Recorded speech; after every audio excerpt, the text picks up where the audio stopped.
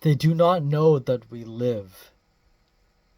They do not know that we live and suffer and die in their names, engendered by the collective that we call society, the children who gaze about with wonder despite their blindness.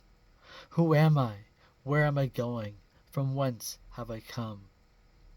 They question their origins and doubt the existence of the human being. The great secret.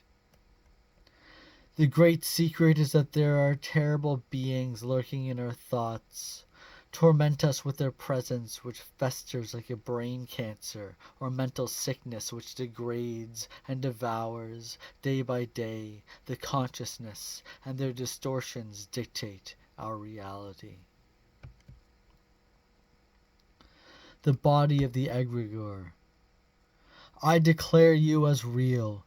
You do not believe it, but we created you. We built your bones and flesh and mixed your blood with the magical force of thought. Because you are magic. You exist in spells we cast to communicate a dire necessity, whether it be the spectre of hunger, sickness, joy, or the presence of the divine. 7 Nights of Fire. 1. A perfect shell. I have shed this perfect shell, ghostly simulacrum of what I used to be and reminder of who I have become. Death we find in life, and in life we find death. 2. Acid Lake. A vessel that once soared amongst the stars stands guard, the final frontier. Protect us from this war, the shores of Acid Lake shrieking in the night. 3. 7 Nights of Fire. The great warriors march across the earth, razing all to dust. 7 nights of fire decimate the world of men, and their bones are a reminder of the power of destruction. 4. Pegite. Annihilated by the war machines of Tolmechia. A vicious battle, the dead litter the ground and the people enslaved. They summoned the swarm to dance to the end of everything. 5. Onwards to Tolmechia. Long live war. Invade with the masquerade of unity, false promise of peace. The giant warrior releases 2 screams of fire before collapsing in front of our eyes. This living weapon was a catastrophic failure. Onwards to Tolmechia with tails between legs. 6. The Swarm. A red fog of rage, atonement for the stolen young one. Carried through the air she descends with the child. Her death calms their bitterness, and she walks now in a golden field, uniting swarm and humanity. 7. Beneath the toxic jungle. I see now the roots of this toxic jungle. As the trees die, they nourish the earth. A ritual of purity. Clean soil devoid of toxins, the water down here is pure. Imagine the marvels of nature and its ability to cure itself of the taint of humanity. An excerpt from The True Story of Artaud-Mômo by Antonin Artaud, translated by Peter Valente.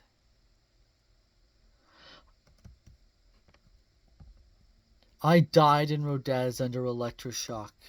I say dead, legally and medically dead. The electroshock coma lasts a quarter of an hour, half an hour and more, and then the patient starts breathing again. But an hour after the shock, I hadn't woken up and had stopped breathing. Surprised by my abnormal rigidity, a nurse had gone to look for the head doctor, who after auscultation could not find any sign of life. As for myself, I've got some memories of my death at that time, but I'm not basing my accusations on them.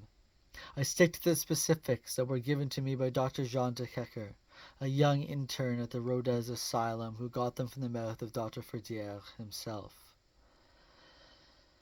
And the latter told him that on that day he thought I was dead, and that he had already called 2 guards from the asylum to give them orders to transport my body to the morgue, because I hadn't regained consciousness an hour and a half after the electroshock treatment.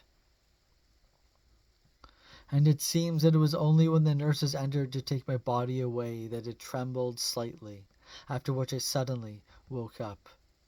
I have another memory of this incident, but this memory I kept secret into myself until the day when Dr. Jean de Kecker independently confirmed the facts for me. And this memory is that I had seen everything Dr. Jean de Kecker told me, but not from this side of the world, but from the other, and quite simply from the prison cell where the electroshock had taken place, and under its ceiling, although at times there was neither prison cell nor ceiling for me, but about 3 feet above my body, in the air, some kind of liquefied hot air balloon that swayed between my body and the ceiling. And I will certainly never forget, in any possible lifetime, the horrible passing of this sphincter of revulsion and asphyxiation through which the criminal mass of beings forces the dying person to pass before giving him his freedom. At the bedside of a dying person there were no more than 10,000 beings, and I realized this at that moment.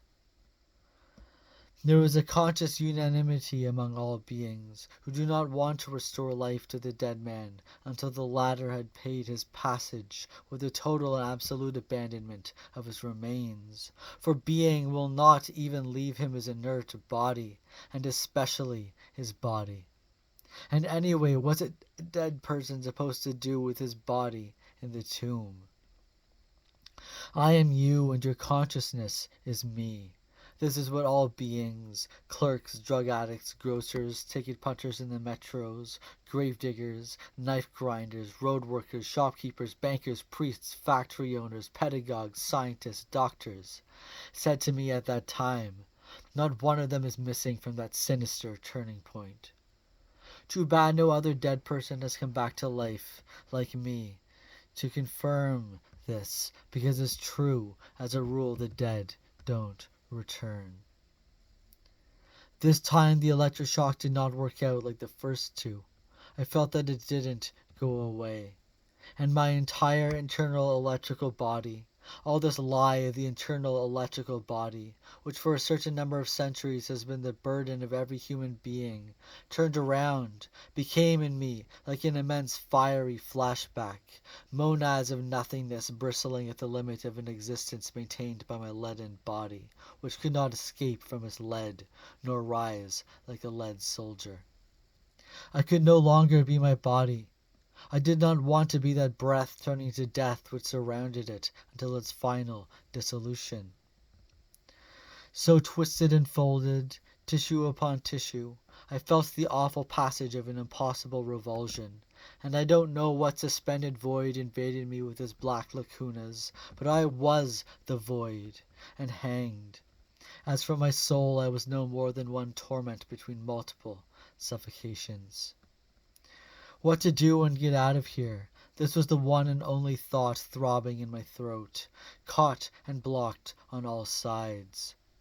It was neither by means of the soul nor of the spirit that I passed through every wall of bodily suit, and all this is the foreworld. That's what every pounding told me.